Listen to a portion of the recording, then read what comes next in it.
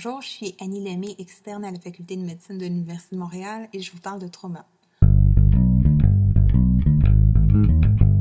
On va parler de l'arrivée du patient, de l'histoire, de l'examen physique divisé en inspection primaire, le fameux ABCDE, et l'inspection secondaire.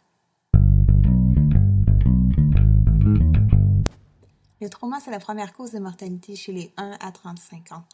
Tout patient traumatisé demande une approche systématique afin d'améliorer les résultats et de réduire le risque de blessures non décelées. Contrairement à la séquence standard, ici, l'histoire, l'examen physique, les investigations et le traitement doivent être souvent simultanés et parfois entrepris par différents membres de l'équipe.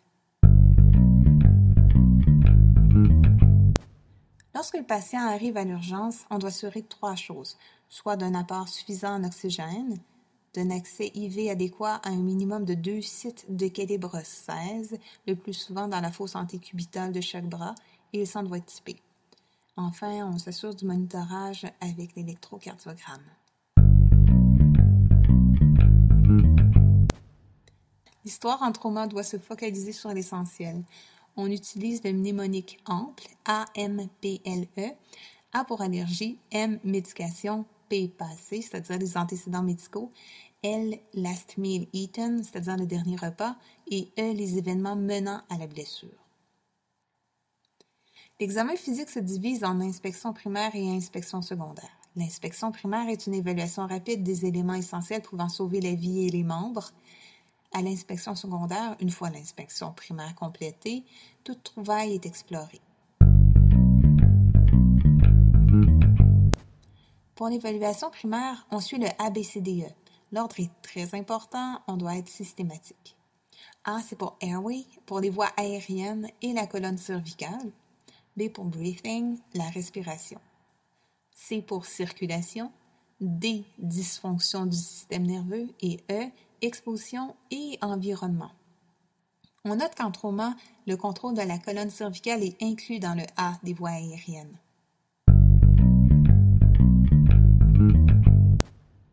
A, voie aérienne et colonne cervicale. C'est le plus critique des éléments. Le patient montrant un signe de voie aérienne compromise doit être intubé.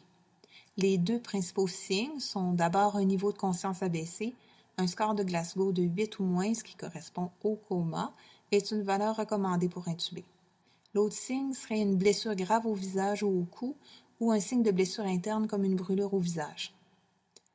On commence l'examen en saluant le patient. S'il répond bien, il risque peu d'avoir besoin d'une intubation.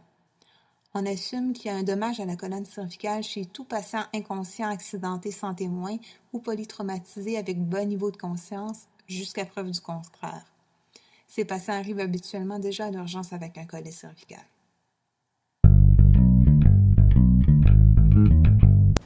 B pour respiration. Il faut évaluer la saturation, le rythme respiratoire, puis inspecter, ausculter, percuter et palper la paroi thoracique. On recherche un mouvement asymétrique de la poitrine, une déviation trachéale ou une difformité de la paroi thoracique. On ausculte pour détecter une perte de murmure vésiculaire. On percute à la recherche de tympanisme accentué. On palpe à la recherche de sensibilité et d'emphysème sous-cutané.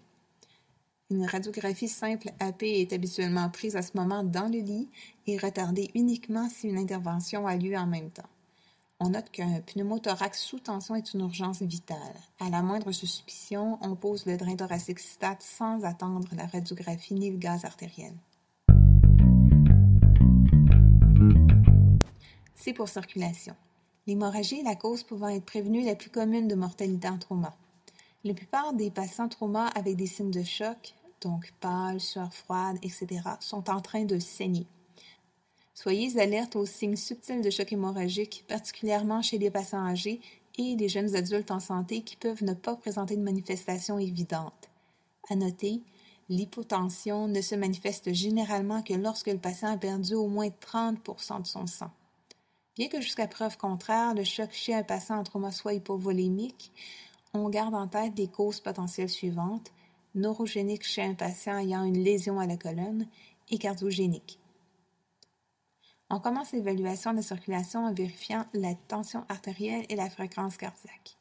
À ce point, l'examen physique devrait se centrer sur les segments externes évidents et potentiellement fatals, et aussi sur des régions où le patient pourrait saigner beaucoup intérieurement, soit les régions intrathoraciques, intra- et rétro-péritonéales, le pelvis et les os longs.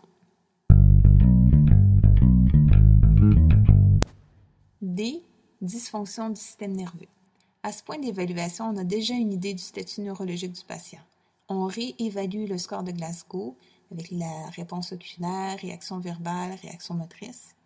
On observe les pupilles, leur taille et leur réaction. On évalue la fonction motrice et sensitive des 4 membres. On note les signes de latéralisation. Les signes de paralysie ou de saignement intracrânien nécessitent une visite rapide du neurochirurgien.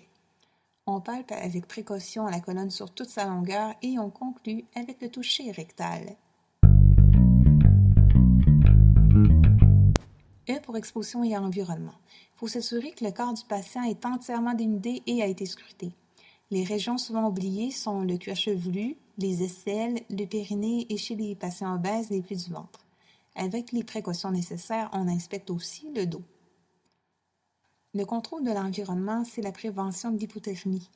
On utilise des couvertures de façon libérale et on peut réchauffer les solutés.